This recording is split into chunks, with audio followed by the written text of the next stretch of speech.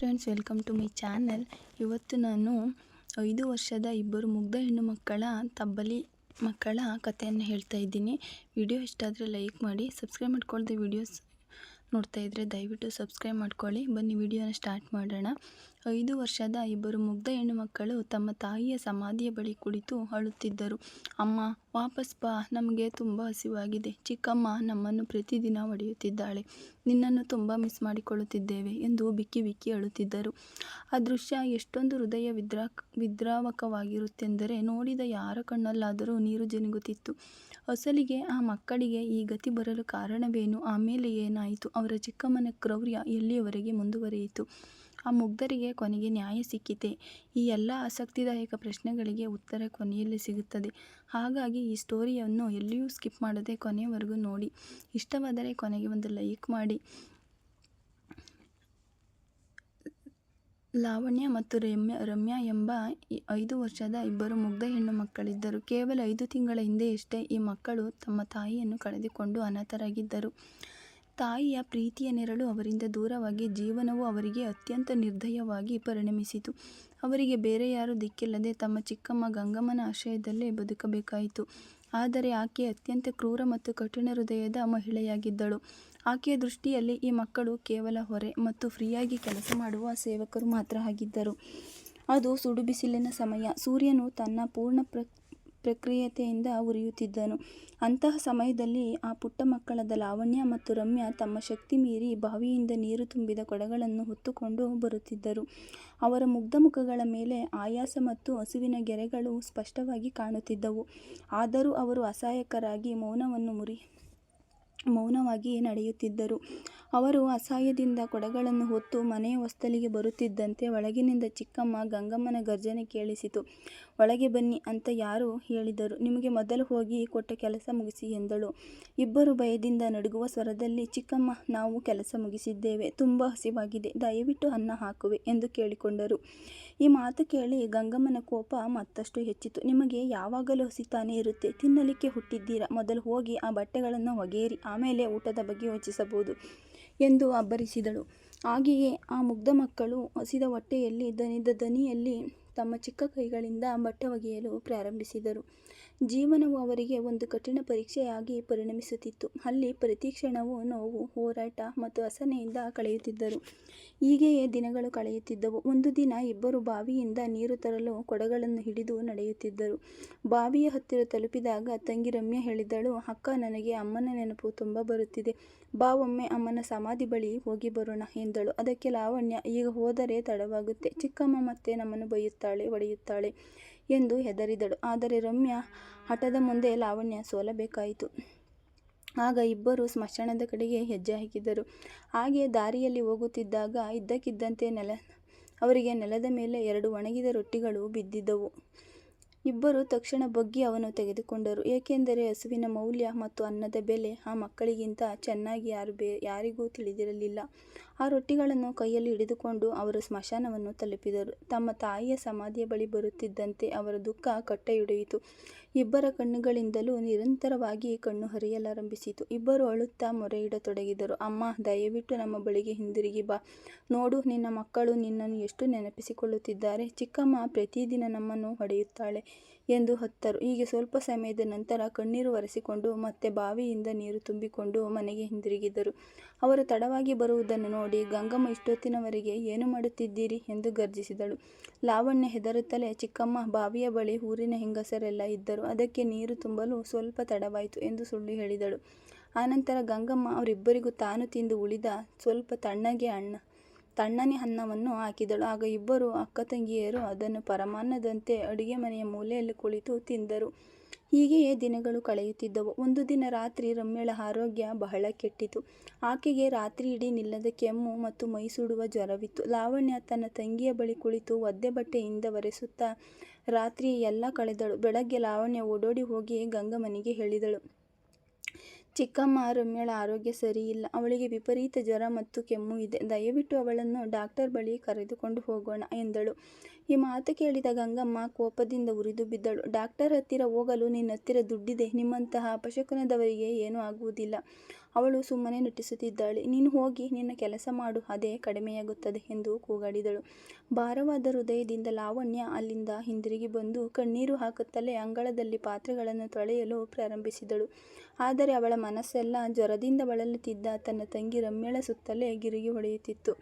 ಮನೆಯ ಕೆಲಸಗಳನ್ನೆಲ್ಲ ಮುಗಿಸಿ ಅವಳು ಸ್ವಲ್ಪ ವಿರಾಮ ತೆಗೆದುಕೊಂಡು ಒಳಗೆ ಹೋದಾಗ ಅಲ್ಲಿಯ ದೃಶ್ಯ ನೋಡಿ ಅವಳ ಹೃದಯವೇ ನಿಂತು ಹೋದಂತಾಯಿತು.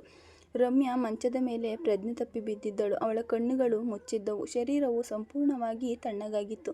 ಲಾವಣ್ಯ ತನ್ನ ತಂಗಿಯನ್ನು ಅಲಿಗಾಡಿಸುತ್ತಾ ಗಟ್ಟಿಯಾಗಿ ಕಿರಿಚಿದಳು. ಏಳು ರಮ್ಯಾ, ನಿನಗೇನಾಯಿತು? ಕಣ್ಣು ತೆರೆ ರಮ್ಯಾ ಎಂದು ಕೂಗಿಕೊಂಡಳು. ಲಾವಣ್ಯಳ ಚೀರಾಟ ಕೇಳಿ ಗಂಗಮ್ಮ ಕೂಡ ಅಲ್ಲಿಗೆ ಬಂದಳು. ಅವಳು ನಾಟಿ ಪರೀಕ್ಷಿಸಿದಾಗ ರಮ್ಯಾ ಲೋಕವನ್ನು ಶಾಶ್ವತವಾಗಿ ತೊರೆದಿದ್ದಾಳೆಂದು ತಿಳಿಯಿತು. ಲಾವಣ್ಯ ಮತ್ತು ಹೊತ್ತು ಸುಸ್ತಾದಳು. ತನ್ನ ಪ್ರೀತಿಯ ಸಹೋದರಿಯನ್ನು ಕಳೆದುಕೊಂಡ ದುಃಖ ಅವಳಿಗೆ ಅಸಹನೀಯವಾಗಿತ್ತು. ಮೊದಲು ತಂದೆ ತಾಯಿ, ಈಗ ತಂಗಿ ದೂರವಾಗಿ ಈ ನಿರ್ದಯ ಜಗತ್ತಿನಲ್ಲಿ ಅವಳು ಸಂಪೂರ್ಣವಾಗಿ ಒಂಟಿಯಾದಳು. ಹೀಗೆಯೇ ಸಮಯ ಕಳೆಯಿತು. ವರ್ಷಗಳು ಉರುಳಿದವು. ಲಾವಣ್ಯ ಆ ಮನೆಯಿಂದ ಒಬ್ಬಳು ಕೆಲಸದಾಳಿಗಿಂತ ಕೀಳಾಗಿ ಉಳಿದು ಬಿಟ್ಟಳು. ದಿನಗಳು ಕಳೆದಂತೆ ಲಾವಣ್ಯ ಯೌವನಕ್ಕೆ ಕಾಲಿಟ್ಟಳು. ಅವಳ ಸೌಂದರ್ಯವು ತನ್ನ ತಾಯಿಯನ್ನು ಹೋಲುತ್ತಿತ್ತು. ಗಂಗಮ್ಮ ಮತ್ತು ಅವಳ ಮಗಳ ಶೈಲಜಾ ಯಾವಾಗಲೂ ಅವಳ ಸೌಂದರ್ಯವನ್ನು ನೋಡಿ ಅಸೂಯೆ ಪಡುತ್ತಿದ್ದರು. ಶೈಲಜಾ ಸಾಮಾನ್ಯ ಮುಖ ಲಕ್ಷಣಗಳನ್ನು ಹೊಂದಿದ್ದಳು. ಅವಳು ಲಾವಣ್ಯಳನ್ನು ನೋಡಿ ಯಾವಾಗಲೂ ಹೊಟ್ಟೆ ಕಿಚ್ಚು ಪಡುತ್ತಿದ್ದಳು. ಒಂದು ದಿನ ಶೈಲಜಾಳನ್ನು ನೋಡಲು ಒಂದು ಒಳ್ಳೆಯ ದೊಡ್ಡ ಕುಟುಂಬದಿಂದ ಸಂಬಂಧ ಬಂತು. ಆಗ ಶೈಲಜಾ ಅವಳಿಗೆ ಟೀ ಕೊಡಲು ಹೋಗಿ ಜಾರಿ ಬಿದ್ದು ಬಿಡುತ್ತಾಳೆ. ಅವಳು ಬಿದ್ದಿದ್ದನ್ನು ನೋಡಿದ ತಕ್ಷಣ ಲಾವಣ್ಯ ಅಲ್ಲಿಗೆ ಓಡೋಡಿ ಬಂದಳು. ಆದರೂ ಅವಳ ಹೃದಯದಲ್ಲಿ ಭಯ ಮತ್ತು ಆತಂಕ ತುಂಬಿತ್ತು. ಆಗ ತಕ್ಷಣ ಆಕೆ ಕೆಳಗೆ ಬಿದ್ದ ಕಾಫಿ ಮತ್ತು ಒಡೆದ ಕಪ್ಗಳನ್ನು ಎತ್ತಲು ಪ್ರಾರಂಭಿಸಿದಳು. ಅಲ್ಲಿಯವರೆಗೆ ಮಾತುಕತೆಯಲ್ಲಿ ಮುಳುಗಿದ್ದ ಅತಿಥಿಗಳು ಇದ್ದಕ್ಕಿದ್ದಂತೆ ಲಾವಣ್ಯಳ ಸೌಂದರ್ಯವನ್ನು ನೋಡಿ ಆಶ್ಚರ್ಯಚಕಿತರಾದರು. ಅವಳ ಮುಖಲಕ್ಷಣಗಳು, ಸಹಜವಾದ ಘನತೆ ಮತ್ತು ಮೌನವಾದ ಸೌಂದರ್ಯವು ಎಲ್ಲರನ್ನೂ ಒಂದು ಕ್ಷಣ ಮಂತ್ರಮುಗ್ಧರನ್ನಾಗಿಸಿತು.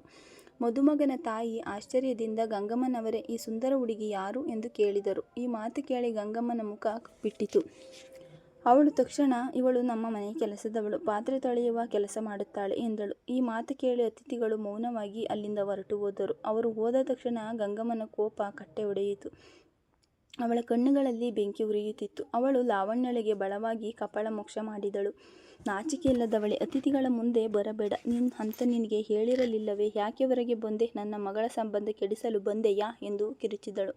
ಲಾವಣ್ಯಳ ಕಣ್ಣಲ್ಲಿ ನೀರು ತುಂಬಿತು. ಅವಳು ನಡುಗುವ ಸ್ವರದಲ್ಲಿ, ಚಿಕ್ಕಮ್ಮ, ಶೈಲಜಾ ಬಿದ್ದುದನ್ನು ನೋಡಿ ಓಡಿ ಬಂದೆ, ಕ್ಷಮಿಸು ಎಂದಳು. ಆದರೆ ಗಂಗಮ್ಮ ಒಂದು ಕ್ಷಣವೂ ಅವಳ ಮಾತು ಕೇಳುವ ಸ್ಥಿತಿಯಲ್ಲಿ ಇರಲಿಲ್ಲ. ಅಂದು ಲಾವಣ್ಯ ಕೋಣೆಯಲ್ಲಿ ಕುಳಿತು ದುಃಖದೊಂದಿಗೆ ಅಳುತ್ತಲೇ ಇದ್ದಳು. ಕೆಲವು ದಿನಗಳ ನಂತರ ಗಂಗಮ್ಮ ಒಂದು ಅಪಾಯಕಾರಿ ಸಂಚು ರೂಪಿಸಿದಳು. ತನ್ನ ಮಗಳು ಶೈಲಜಾಳ ಮದುವೆ ಒಂದು ದೊಡ್ಡ ಕುಟುಂಬದಲ್ಲಿ ಆಗಬೇಕೆಂದರೆ ಈ ಲಾವಣ್ಯಳನ್ನು ನನ್ನ ದಾರಿಯಿಂದ ತೊಲಗಿಸಬೇಕು ಎಂದು ನಿರ್ಧರಿಸಿದಳು. ಮರುದಿನ ಗಂಗಮ್ಮ ಲಾವಣ್ಯಳಿಗೆ ಹೋಗಿ ಬಾವಿಯಿಂದ ನೀರು ತುಂಬಿಕೊಂಡು ಬಾ ಎಂದು ಹೇಳಿದಳು. ಲಾವಣ್ಯ ಮೌನವಾಗಿ ಕೊಡವನ್ನು ಹೊತ್ತು ಬಾವಿಯ ಕಡೆಗೆ ನಡೆದಳು. ನೀರು ತುಂಬಿಕೊಂಡು ಅವಳು ಹಿಂತಿರುಗುತ್ತಿದ್ದಾಗ ಇದ್ದಕ್ಕಿದ್ದಂತೆ ಯಾರೋ ಹಿಂಬದಿಯಿಂದ ಬಂದು ಅವಳ ಬಾಯಿಗೆ ಬಟ್ಟೆಯನ್ನು ಒತ್ತಿ ಹಿಡಿದರು. ಲಾವಣ್ಯ ಕ್ಷಣ ಮಾತ್ರದಲ್ಲಿ ಪ್ರಜ್ಞೆ ತಪ್ಪಿದಳು.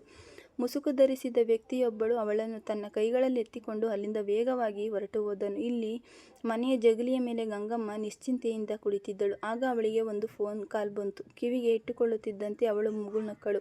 ಆ ಕಡೆಯಿಂದ ಮಾತನಾಡಿದ ವ್ಯಕ್ತಿ, ಕೆಲಸ ಮುಗಿಯಿತು ಎಂದು ಹೇಳಿದ್ದನು. ಗಂಗಮ್ಮನ ನಗು ಮತ್ತಷ್ಟು ಹೆಚ್ಚಾಯಿತು. ಅವಳು ತನ್ನ ಮಗಳು ಶೈಲಜಾಳೊಂದಿಗೆ, ಕೆಲಸ ಮುಗಿಯಿತು, ಈಗ ಆ ಪೀಡೆ ನಮಗೆ ಶಾಶ್ವತವಾಗಿ ಮುಕ್ತಿ ಸಿಕ್ಕಿತು ಎಂದು ಕ್ರೂರವಾಗಿ ನಕ್ಕಳು. ಈ ಕಡೆ ಲಾವಣ್ಯಳಿಗೆ ಪ್ರಜ್ಞೆ ಬಂದಾಗ ಅವಳು ಅಪರಿಚಿತ ಕೋಣೆಯಲ್ಲಿದ್ದಳು. ಅವಳನ್ನು ಒಂದು ಕುರ್ಚಿಯಲ್ಲಿ ಕೂರಿಸಿ ಕೈಗಳನ್ನು ಕಟ್ಟಿ ಹಾಕಲಾಗಿತ್ತು.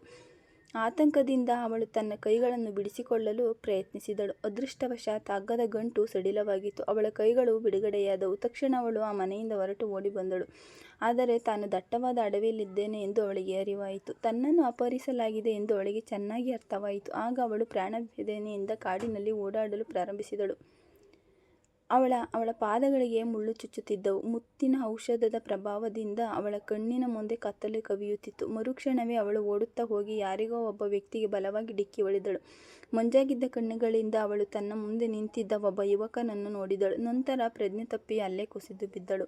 ಅವಳಿಗೆ ಮತ್ತೊಮ್ಮೆ ಪ್ರಜ್ಞೆ ಬಂದಾಗ ಆಸ್ಪತ್ರೆಯ ಹಾಸಿಗೆಯ ಮೇಲೆ ಮಲಗಿದ್ದಳು. ಭಯ ಮತ್ತು ಗೊಂದಲದ ನಡುವೆ ಅವಳ ಮುಂದೆ ಒಬ್ಬ ಯುವಕ ನಿಂತಿದ್ದನು. ಲಾವಣ್ಯ ಹೆದರಿದಳು. ಆ ಯುವಕನ ಹೆಸರು ರೋಹನ್. ಅವನು ಮೃದುವಾಗಿ ಹೇಳಿದನು, ಭಯಪಡಬೇಡಿ, ನೀವು ಸುರಕ್ಷಿತವಾಗಿದ್ದೀರಿ. ನಾನು ಕಾಡಿನಲ್ಲಿ ಹೋಗುತ್ತಿದ್ದಾಗ ನೀವು ನನಗೆ ಡಿಕ್ಕಿ ಹೊಡೆದಿರಿ. ನಿಮ್ಮನ್ನು ಅಪಹರಿಸಿದ ವ್ಯಕ್ತಿ ನಿಮ್ಮ ಹಿಂದೆಯೇ ಓಡಿ ಬರುತ್ತಿದ್ದನು. ಅವನು ನನ್ನನ್ನು ನೋಡಿ ಓಡಿ ಹೋದನು. ಹೋಗುವಾಗ ನಿಮ್ಮ ಚಿಕ್ಕಮ್ಮನೇ ಇದೆಲ್ಲವನ್ನು ಮಾಡಲು ಹೇಳಿದ್ದು ಎಂದು ಹೇಳಿ ಹೋದನು. ಅನಂತರ ನಾನು ನಿಮ್ಮನ್ನು ಆಸ್ಪತ್ರೆಗೆ ಕರೆತಂದನು ಎಂದನು. ಈ ಮಾತು ಕೇಳಿ ಲಾವಣ್ಯನ ಕಣ್ಣಿನಿಂದ ನೀರು ಹರಿಯಿತು. ನನ್ನ ಸ್ವಂತ ಚಿಕ್ಕಮ್ಮನೇ ತನ್ನನ್ನು ಕೊಲ್ಲಲು ಪ್ರಯತ್ನಿಸಿದಳು ಎಂಬುದನ್ನು ಅವಳಿಗೆ ನಂಬಲು ಸಾಧ್ಯವಾಗಲಿಲ್ಲ. ಆಗ ರೋಹನ್ ಕೇಳಿದನು, ನಿಮ್ಮ ಮನೆಯವರು ಎಲ್ಲಿದ್ದಾರೆ ಹೇಳಿ, ನಾನು ನಿಮ್ಮನ್ನು ಮನೆಗೆ ತಲುಪಿಸುತ್ತೇನೆ. ಆಗ ಲಾವಣ್ಯ ಅಳುತ್ತಾ ಹೇಳಿದಳು, ನನಗೆ ಯಾರೂ ಇಲ್ಲ, ನಾನು ನನ್ನ ಚಿಕ್ಕಮ್ಮನ ಮನೆಯಲ್ಲಿ ಇರುತ್ತಿದ್ದೆ. ಹಿಂದೆ ಅವಳು ನನ್ನನ್ನು ಕೊಲ್ಲಲು ಪ್ರಯತ್ನಿಸಿದಳು. ನಾನು ಇನ್ನು ಅಲ್ಲಿಗೆ ಹಿಂದಿರುಗಿ ಹೋಗಲಾರೆ ಎಂದು ದುಃಖಿಸಿದಳು.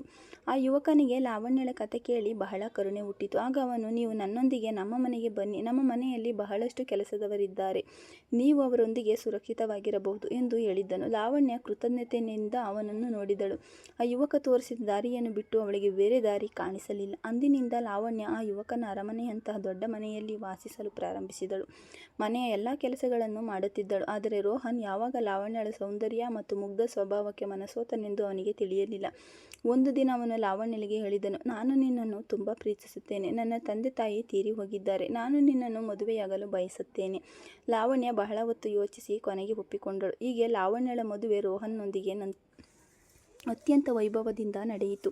ರೋಹನ್ ಒಬ್ಬ ಉತ್ತಮ ಪತಿಯಾದನು. ಚಿಕ್ಕಂದಿನಿಂದಲೂ ದೌರ್ಜನ್ಯವನ್ನು ಕಂಡಿದ್ದ ಲಾವಣ್ಯ ಈಗ ಈ ಅರಮನೆ ರಾಣಿಯಾದಳು. ಮತ್ತೊಂದೆಡೆ ಗಂಗಮ್ಮ ಲಾವಣ್ಯ ತನ್ನ ಪ್ರಿಯಕರನೊಂದಿಗೆ ಓಡಿ ಹೋದಳೆಂದು ಊರೆಲ್ಲ ಪ್ರಚಾರ ಮಾಡಿದಳು. ಹಾಗೆಯೇ ತನ್ನ ಮಗಳು ಶೈಲಜಳ ಮದುವೆಯನ್ನು ಮಾಡಿದಳು. ಆದರೆ ಅಳಿಯನ ಮನೆಯವರು ಅತ್ಯಂತ ದುರಾಸೆ ಉಳ್ಳವರಾಗಿದ್ದರು. ಅವರು ವರದಕ್ಷಿಣೆಗಾಗಿ ಕಿರುಕುಳ ನೀಡಿ ಕೆಲವೇ ತಿಂಗಳುಗಳಲ್ಲೇ ಶೈಲಜಳಿಗೆ ವಿಚ್ಛೇದನ ನೀಡಿದರು. ಶೈಲಜಾ ತಾಯಿಯ ಮನೆಗೆ ಹಿಂದಿರುಗಿ ಬಂದು ಯಾವಾಗಲೂ ತನ್ನ ತಾಯಿಯೊಂದಿಗೆ ಇದೆಲ್ಲ ನಿನ್ನಿಂದಲೇ ಆಗಿದ್ದು ಎಂದು ಜಗಳವಾಡುತ್ತಿದ್ದಳು. ಒಂದು ದಿನ ಶೈಲಜಾ ಆರೋಗ್ಯ ಹಠಾತ್ತನೆ ಎಂಬ ಹದಗೆಟ್ಟಿತು. ತೀವ್ರ ಜ್ವರ ಬಂದು ಅವಳು ಪ್ರಾಣವನ್ನೇ ಬಿಟ್ಟಳು. ತನ್ನ ಯೌವನದಲ್ಲಿದ್ದ ಮಗಳ ಸಾವಿನಿಂದ ಗಂಗಮ್ಮನಿಗೆ ಹುಚ್ಚು ಹಿಡಿದಂತಾಯಿತು. ಆಗ ಅವಳ ಮನಸ್ಸಿನಲ್ಲಿ ಗತಕಾಲದ ಒಂದು ದೃಶ್ಯ ಮೂಡಿ ಬಂದಿತು. ಜ್ವರದಿಂದ ಬಳಲುತ್ತಿದ್ದ ಆ ಮುಗ್ಧ ರಮ್ಯ ಅವಳು ಕೂಡ ಹೀಗೆಯೇ ಪ್ರಾಣ ಬಿಟ್ಟಿದ್ದಳು. ಆದರೆ ಈಗ ಗಂಗಮ್ಮ ನಾನು ಆಗ ರಾಕ್ಷಸಿಯಂತೆ ವರ್ತಿಸಿದೆ ಎಂದು ನೆನಪಿಸಿಕೊಂಡು ತನ್ನ ಪಾಪದ ಅರಿವಾಗಿ ಅವಳು ಗಟ್ಟಿಯಾಗಿ ಅಳತೊಡಗಿದಳು. ಅದೇ ದುಃಖದಿಂದ ಒಂದು ದಿನ ಅವಳ ಎದೆಯಲ್ಲಿ ತೀವ್ರವಾದ ನೋವು ಕಾಣಿಸಿಕೊಂಡಿತು. ಅವಳಿಗೆ ಲಕ್ವ ಹೊಡೆದು ಹಾಸಿಗೆಳಿದಳು. ಇಲ್ಲಿ ಲಾವಣ್ಯ ರೋಹನ್ನೊಂದಿಗೆ ಸಂತೋಷದ ಜೀವನ ನಡೆಸುತ್ತಿದ್ದಳು. ದೇವರು ಅವರಿಗೆ ಒಬ್ಬ ಮುದ್ದಾದ ಮಗನನ್ನು ಕರುಣಿಸಿದ್ದನು. ಒಂದು ದಿನ ರೋಹನ್ ಲಾವಣ್ಯ, ನೀನು ಒಮ್ಮೆ ನಿನ್ನ ಚಿಕ್ಕಮ್ಮನನ್ನು ಭೇಟಿಯಾಗಿ ಬಾ ಎಂದು ಹೇಳಿದನು. ಇಷ್ಟವಿಲ್ಲದಿದ್ದರೂ ಲಾವಣ್ಯ ಮರುದಿನ ತನ್ನ ಮಗನೊಂದಿಗೆ ಚಿಕ್ಕಮ್ಮನ ಮನೆಗೆ ಬಂದಳು. ಆದರೆ ಅಲ್ಲಿನ ದೃಶ್ಯ ನೋಡಿ ಅವಳು ನಿಬ್ಬೆರಗಾದಳು. ಚಿಕ್ಕಮ್ಮ ಅಸಹಾಯಕಳಾಗಿ ಹಾಸಿಗೆ ಮೇಲೆ ಅಳುತ್ತಾ ಮಲಗಿದ್ದಳು. ಲಾವಣ್ಯ ತಕ್ಷಣ ಅವಳಿಗೆ ಬಳಿಗೆ ಬಂದು ಚಿಕ್ಕಮ್ಮ ಲಾವಣ್ಯನನ್ನು ನೋಡಿ ಗಟ್ಟಿಯಾಗಿ ಅಳಲು ಪ್ರಾರಂಭಿಸಿದಳು. ನನ್ನನ್ನು ಕ್ಷಮಿಸು ತಾಯಿ, ನಾನು ಮಹಾ ಅಪರಾಧಿ. ನಿನ್ನ ವಿಷಯದಲ್ಲಿ ಮತ್ತು ರಮ್ಯನ ವಿಷಯದಲ್ಲಿ ನಾನು ಪಾಪ ಮಾಡಿದ್ದೇನೆ. ದಯವಿಟ್ಟು ನನ್ನನ್ನು ಕ್ಷಮಿಸು ಎಂದು ಕೈ ಮುಗಿದಳು. ಲಾವಣ್ಯ ಮೃದುವಾಗಿ, ಅಳಬೇಡಿ ಚಿಕ್ಕಮ್ಮ, ನಾನು ನಿಮ್ಮನ್ನು ಮನಸ್ಪೂರ್ವಕವಾಗಿ ಕ್ಷಮಿಸಿದ್ದೇನೆ ಎಂದಳು. ಆ ಕ್ಷಮೆಗಾಗಿಯೇ ಕಾಯುತ್ತಿದ್ದಳು ಎಂಬಂತೆ ಅದೇ ಕ್ಷಣದಲ್ಲಿ ಗಂಗಮ್ಮ ತನ್ನ ಪ್ರಾಣ ಬಿಟ್ಟಳು. ಇದರಿಂದ ಲಾವಣ್ಯಳಿಗೆ ದುಃಖವಾದರೂ ದೇವರು ನನಗೆ ನ್ಯಾಯ ಒದಗಿಸಿದ್ದಾನೆ ಎಂದು ಅವಳ ಮನಸ್ಸು ಸಮಾಧಾನಪಟ್ಟಿತು. ಮುಂದೆ ಲಾವಣ್ಯ ತನ್ನ ಪತಿಯೊಂದಿಗೆ ಸಂತೋಷದ ಜೀವನವನ್ನು ನಡೆಸಲು ಪ್ರಾರಂಭಿಸಿದಳು. ಫ್ರೆಂಡ್ಸ್, ದೇವರು ಅವಳ ಸಹನೆಗೆ ತಕ್ಕ ಪ್ರತಿಫಲವನ್ನು ನೀಡಿದ್ದನು. ಫ್ರೆಂಡ್ಸ್, ಸಹನೆಯಿಂದ ಕಷ್ಟವನ್ನು ಸಹಿಸಿಕೊಂಡವರಿಗೆ ದೇವರು ಖಂಡಿತವಾಗಿ ಒಳ್ಳೆಯ ದಾರಿಯನ್ನೇ ತೋರುತ್ತಾನೆ ಎಂಬುದಕ್ಕೆ ಈ ಕಥೆಯ ಸಾಕ್ಷಿ. ಈ ಸ್ಟೋರಿ ನಿಮ್ಮ ಮನಸ್ಸಿಗೆ ತಟ್ಟಿದೆ ಎಂದು ನಾನು ಭಾವಿಸುತ್ತೇನೆ. ಇದರ ಅಭಿಪ್ರಾಯವನ್ನು ನೀವು ನನಗೆ ಕಮೆಂಟ್ ಮೂಲಕ ತಿಳಿಸಿ. ಇದೇ ಥರ ಕಥೆಗಳಿಗಾಗಿ ನನ್ನ ಚಾನಲನ್ನು ಸಬ್ಸ್ಕ್ರೈಬ್ ಮಾಡಿ ನನಗೆ ಸಪೋರ್ಟ್ ಮಾಡಿ ಅಂತ ಕೇಳ್ಕೊಳ್ತಾ ಈ ವಿಡಿಯೋನ ಮುಗಿಸ್ತಾ ಇದ್ದೀನಿ. Thank you friends.